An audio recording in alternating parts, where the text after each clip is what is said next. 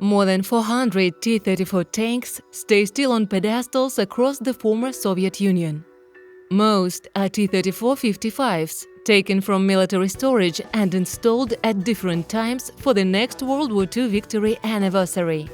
But sometimes there are tanks with real combat fate installed where they used to fight. One such tank is a T-34 from the small Karelian village of Sambatuksa. On June 21, 1944, the troops of the Karelian Front began the Svirsky-Petrozavodsk offensive operation, which was to liberate Karelia. The line of attack of the 7th Army of the Karelian Front was between Ladoga and the Nega Lakes. It was opposed by the Finnish troops, who put up a stubborn resistance in the conditions of forest and swamp terrain. The Red Army units began to storm the heights near the village of Sambatuksa on June 24, 1944. The hill dominated the surrounding plains, so it was of great importance, and the Finnish troops turned it into a powerful defense node. The approaches to the hill were defended by minefields, barbed wire, and anti-tank obstacles.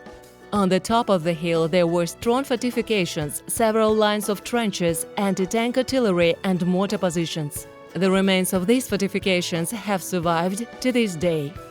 The units of the 100 Guards Rifle Division of the 37th Guard Rifle Corps, supported by the 29th Separate Tank Brigade, took part in the battle for this fortified area.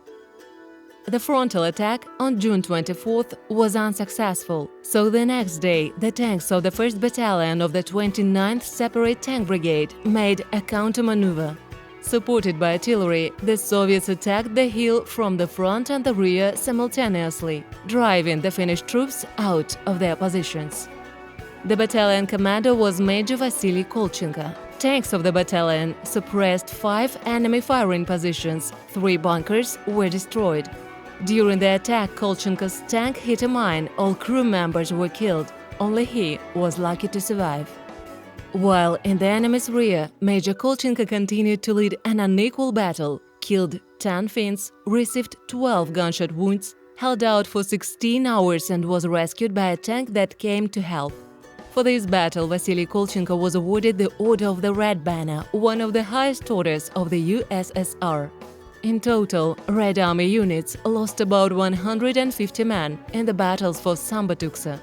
They were buried in a mass grave on the very hill they had just liberated.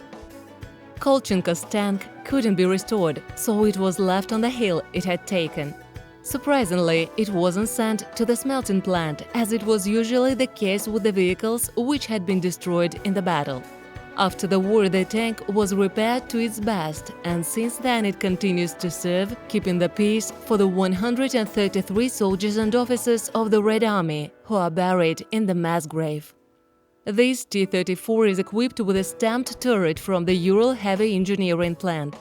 Only 250 of these turrets were produced, which is a drop in the ocean compared to 61,362 T-44s produced by the Soviet industry.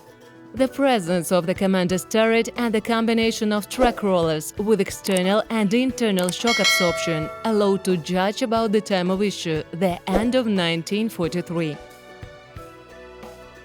Thank you all for watching, friends. To support our channel, you can arrange a sponsorship or send us a super thank. Good luck to everyone!